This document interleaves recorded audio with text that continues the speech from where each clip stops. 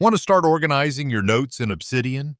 Before you create your first note, there's one important thing you need to understand: the Obsidian Vault. A vault is simply a folder on your computer that Obsidian uses to store your notes and other files. Your notes are stored as regular files, which means you can access them through your computer's file manager even without opening Obsidian. Your notes aren't locked inside a special database. They're stored locally in the folder you choose.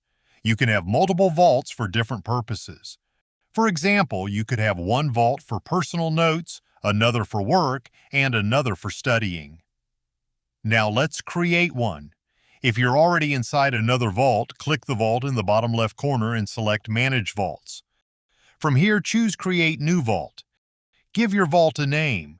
You can use something simple like My Notes, or choose a name based on what you'll be using it for, such as work, school, or personal knowledge.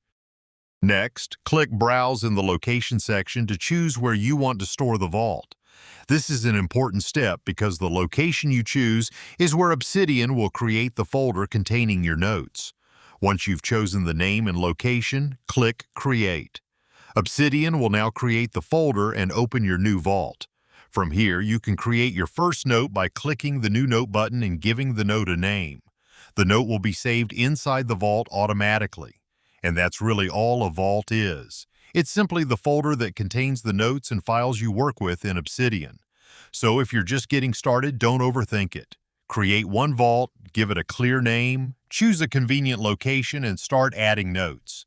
If you found this tutorial helpful, make sure to give the video a like and subscribe to the channel so you don't miss any future Obsidian guides. Feel free to check out the other tutorial videos on the channel as well. I really appreciate you being here, and I'll see you in the next video.